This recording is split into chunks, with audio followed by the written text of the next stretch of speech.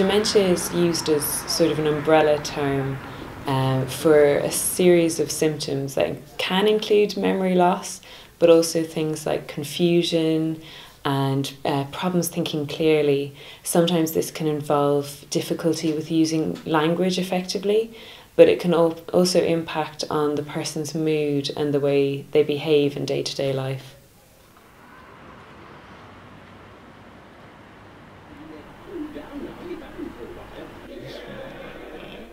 It turned your tongue green. Well, it wore off, didn't it? Anyway, we can tell them that it was a sign of inner purity. Right, come on, you try one.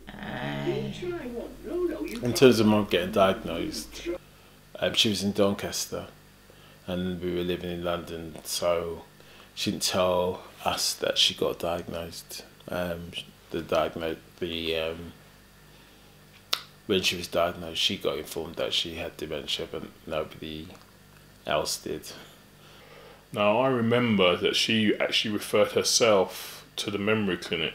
So she went to a doctor, said that she's forgetting stuff, and referred herself to the memory clinic. They did the standard tests that they normally do, and they came back and said they could find no issue. And I think it was probably about 2 years after that she went to the GP and referred herself again to the memory clinic, and that's when they advised that actually, after running their tests, that she had dementia. So that would be 2011, I believe. People are going to think you're a chatterbox. Hey, we got quite a crowd building now. Well, you must have all heard about my special. As I went up more often, I noticed that she wasn't coping as well at home. But I had lots and lots of feedback from friends and neighbours telling me how she wasn't coping. She had a good social network there. She had lots of friends and she was heavily involved in church. So there was a potential, I suppose, that those support mechanisms would kick in, but I really didn't know what the outcome would be. Over the time since she was diagnosed, I can definitely see the progression of the condition. So her symptoms have become progressively worse, and they seem to have taken jumps, especially with the move that we instigated to take her from Yorkshire back down to London. Because she doesn't know the area. Before, when she lived in Doncaster, she would be able to go out, do her shopping. If she got disorientated, there would be at least somebody who would know who she was, who were able to guide her back to where she needed to go. So that's the kind of community that she was part of, and I think her loss of independence is the fact that she can't go out and know where she is. She's a lot less independent than she was, and also now we're seeing episodes where she would just do things where she's just not cognitive at all.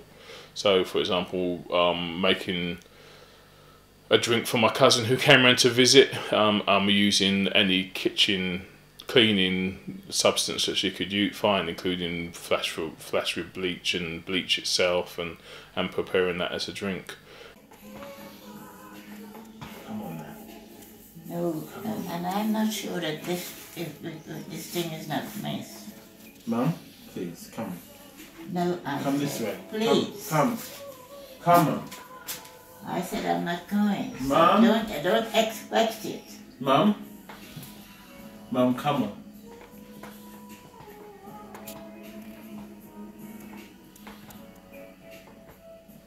She's doing it because she actually wants to contribute. She's not doing it because she's being malicious. She's not doing it because she's angry. She's doing it because she wants to stay independent. So she tries to make sure that everything's clean when she's finished.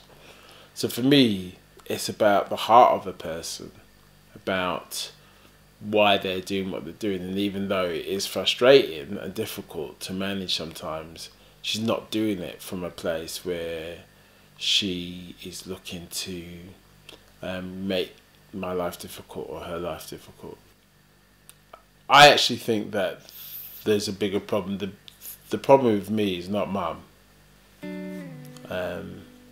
It's much more about the world that we're in and how everybody else copes with her dementia. I think that's where the problems are.